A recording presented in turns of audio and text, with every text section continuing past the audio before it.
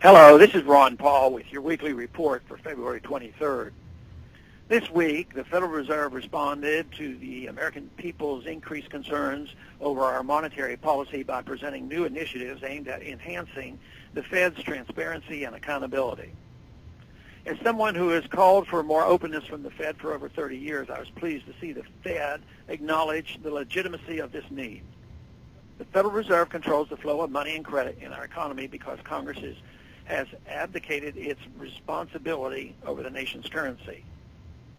This process, therefore, occurs centrally and almost completely outside the system of checks and balances. Because of legal tender laws, people are left with no real choice except to build their lives and futures around the monopoly currency vulnerable to powerful central bankers.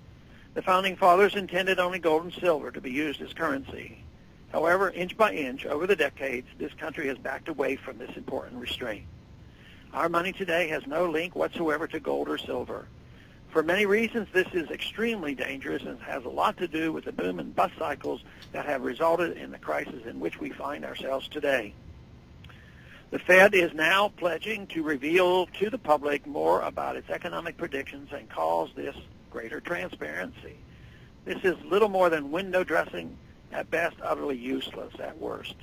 Many analysts, especially those familiar with the Austrian School of Economics, saw the current economic crisis coming years ago when the Federal Reserve was still telling the American people their policies were as good as gold.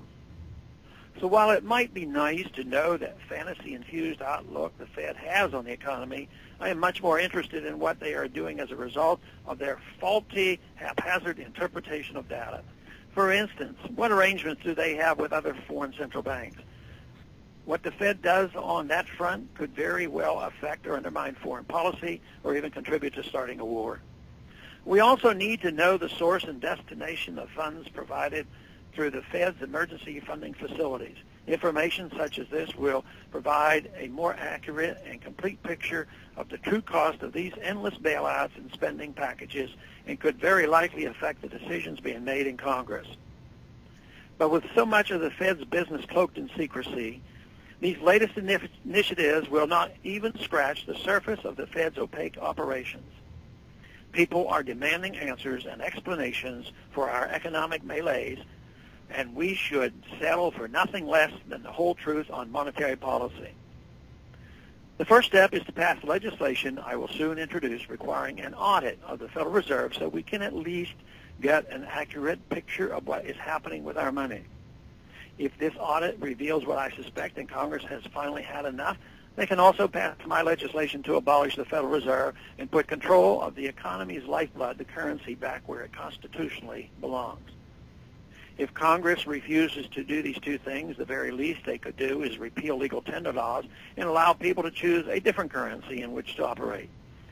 If the Fed refuses to open its books to an audit and Congress refuses to demand this, the people should not be subject to the whims of this secretive and incompetent organization.